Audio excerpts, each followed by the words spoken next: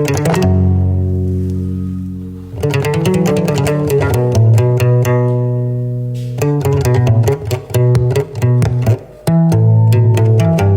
avons beaucoup parlé de la souveraineté culturelle et voilà, je suis heureux parce que la souveraineté, ce n'est pas un slogan, c'est une capacité, c'est la capacité de se définir, de se gouverner, de se raconter, de transmettre et de imaginer l'avenir à partir de soi.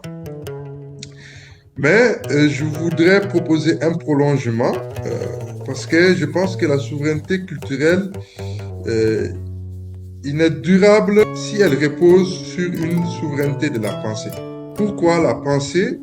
Parce que la culture, ce n'est pas seulement ce que nous héritons, c'est aussi ce que nous produisons comme sens et comme regard sur le monde. Et c'est cette production de sens, cette fabrique intérieure qui est aujourd'hui fortement interrogée aussi par ce qu'on appelle l'intelligence artificielle. Alors, avant de parler de l'intelligence artificielle, parce que le thème, mon sous-thème, c'est l'intelligence artificielle et souveraineté de la pensée. Donc, quel défi pour la jeunesse africaine? Avant de parler de l'intelligence artificielle, je voudrais parler un peu de la souveraineté de la pensée. Parce que quand on parle de souveraineté, on peut parler de souveraineté culturelle, de souveraineté économique, même militaire. Mais tout ça, il faut d'abord une souveraineté de la pensée. Et la souveraineté de la pensée, c'est d'une manière aussi la souveraineté culturelle, qui parle de nos cultures, qui est un concept. Mais la pensée, on dit souvent, l'autre jour, le doyen Abdoulaye Konaté, il a dit que la culture, en Bamanakan, il a dit culture y est haklide.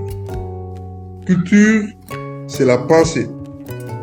Et quand on parle de culture, on parle des industries culturelles et créatives. On parle de l'économie créative.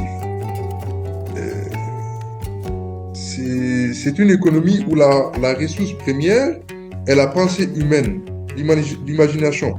Quand on parle de l'économie agricole, voilà, la ressource principale, c'est la terre. L'économie industrielle, la ressource principale est la matière, voilà, les machines.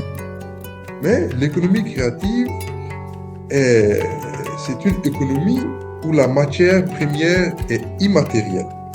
Donc si on veut une souveraineté, que ce soit une souveraineté culturelle, économique, il faut d'abord avoir cette souveraineté de la pensée. Et je pense que quand on prend le cas du Mali, en 2025, son Excellence le Président de la Transition, il a décrété l'année, comme vous le savez, année de la culture au Mali. Mais ça a été très historique et vraiment un succès. Cette année, il a encore décrété les 2 années à venir, l'année 2026 et 2027, l'année de l'éducation et de la culture. Et il a ajouté l'éducation. Donc, on aura 2 années qui seront dédiées à l'éducation et de la culture.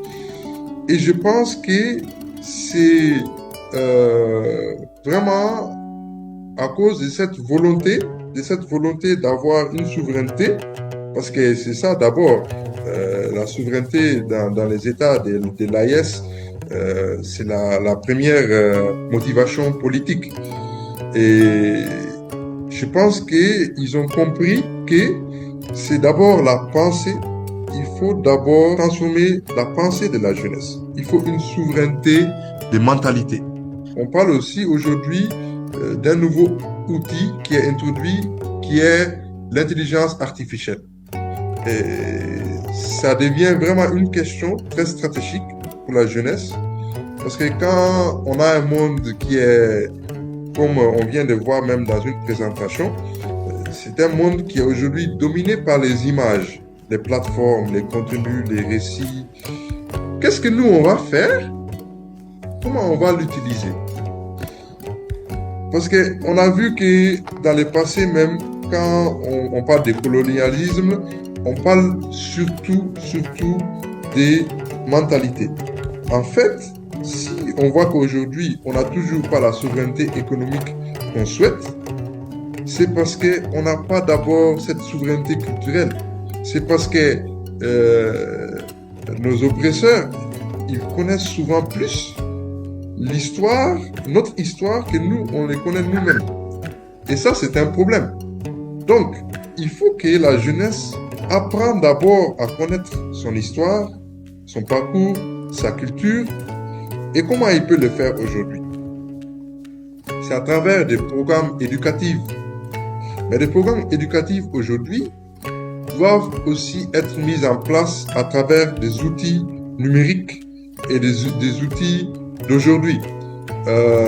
Parce qu'une autre forme de souveraineté, c'est la souveraineté numérique. C'est une autre chose sur laquelle on doit travailler. La souveraineté numérique, ça parle de la souveraineté des données.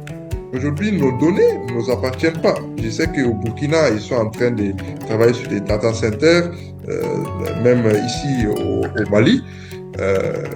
Mais il faut vraiment cette souveraineté numérique qui est comblée d'une souveraineté culturelle. Mais tout ça, c'est d'abord de la base d'une souveraineté de la pensée. Aujourd'hui, avec l'intelligence artificielle, on peut transmettre des récits positifs comme on le fait souvent, mais aussi la jeunesse peut apprendre très facilement. On peut aller taper notre histoire, on peut l'apprendre avec l'intelligence artificielle. Il faut vraiment qu'on utilise cet outil pour transmettre les valeurs.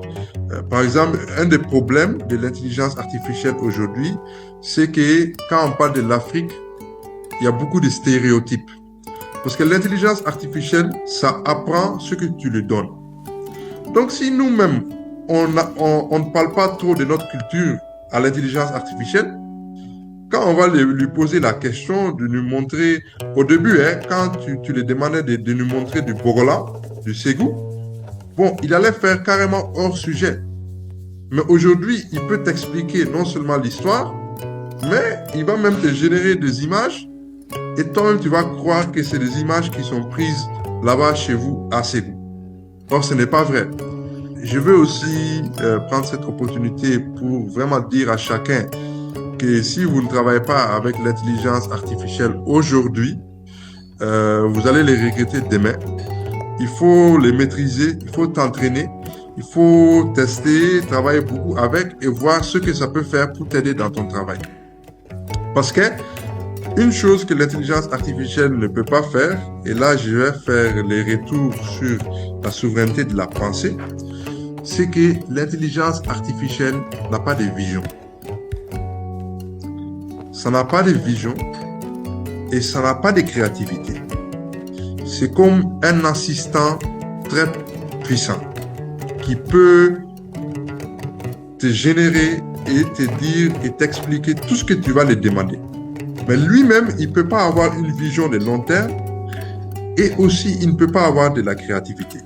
C'est là où encore l'économie créative, c'est la seule économie qui ne va pas dépendre de l'intelligence artificielle, mais plutôt c'est de travailler avec. Et c'est de travailler avec pour voir comment on peut transmettre des valeurs à la jeunesse, nos valeurs sociétales. Donc pour moi, ce débat sur la souveraineté culturelle, elle est très intéressante. Pour moi, c'était vraiment important d'ajouter cet aspect d'aujourd'hui. Parce que la jeunesse, ça va très vite. La jeunesse aujourd'hui, c'est la technologie. Si vous voulez les atteindre là, il faut des outils qui les parlent. Et c'est eux qui vont amener cette souveraineté culturelle. C'est la jeunesse qui va amener cette souveraineté culturelle. Et pourquoi? Parce qu'ils vont d'abord avoir une souveraineté de la pensée. Ils peuvent d'abord penser eux-mêmes, qui nous sont posés des questions, aller chercher à savoir. Et donc, c'est à nous de mettre en place, en fait, les systèmes pour que notre jeunesse peut avoir cette autonomie, cette connaissance de soi. Et on a une opportunité. Quelqu'un m'a dit qu'avant, il y a peut-être 15 ans, au Mali, euh, tout le monde écoutait RFI. RFI, c'est le journal français. Tout le monde écoutait RFI. Et si quelque chose est dit sur RFI, bon, c'est une vérité. On l'accepte. C'est RFI qui a dit, c'est sorti sur les journaux, sur les radios. C'est une vérité. On partage cette vérité. Aujourd'hui, là, mais personne... Nous, aujourd'hui, on est au courant de ce qui se passe en Mexique, aux États-Unis, partout, parce que les réseaux sociaux, les médias, les nouvelles technologies. Donc, il faut qu'on utilise l'intelligence artificielle à notre faveur. Et si on ne le fait pas, on va encore être en retard.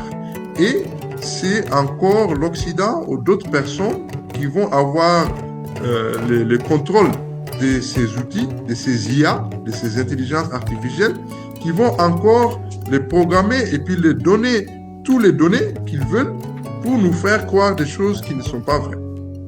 Donc c'est extrêmement important d'avoir cette notion, mais aussi de la souveraineté de la pensée.